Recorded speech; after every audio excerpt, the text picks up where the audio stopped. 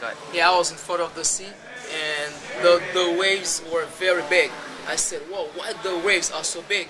And I heard a voice said, "You see, those waves are big. In a couple of time, I will strike the nations, but don't worry, nothing will happen to you." And all of a sudden, I saw the waves get higher, and they destroy everything that was on the earth.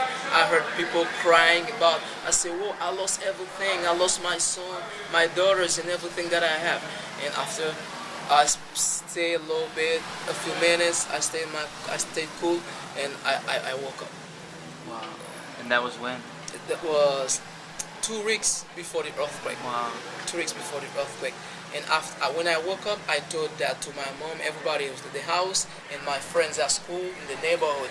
And after when the earthquake came on January 12th, I said, "Mommy, you remember the dream that I explained to you?" She said, "Yes, now I recognize it, son." You know, and thanks to God, I am safe and sound. Yeah.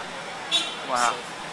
So, on the first night, did you sleep at all? Yeah, on the first night we didn't sleep. We stayed up during that night because of the rain, and it was windy a little bit, and the earth was shaking. We all stayed outside because we were told not to stay inside. Most of the buildings were shaking and falling down. We were scared of getting inside.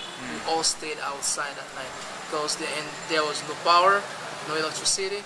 We were afraid of it. And probably people were crying and screaming. People were crying and screaming. They said, "Oh my God, what did we do to deserve this? How come this earthquake and the rain? You forsaken us?" But people couldn't resist at all the time. They're screaming out loud. It was a dangerous night for them. They thought it was the last day on earth for them. Last day.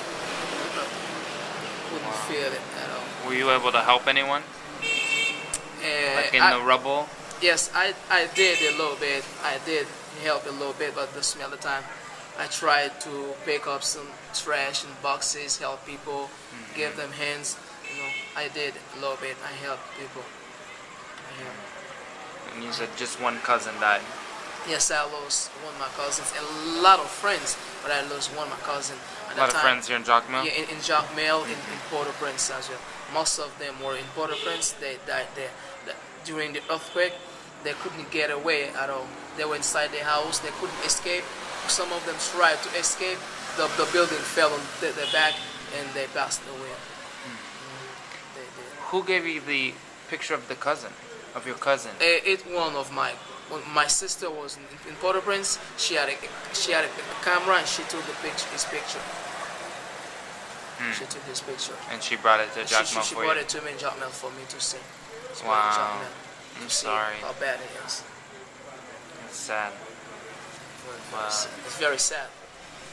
That's the first time in my life I saw such a situation. Because I heard it, and I read it in our history. We had an earthquake like this. It's been 20 or 15 years ago, more than that. It's been a century ago since that one like that happened. But this one, I think, is the dangerous one.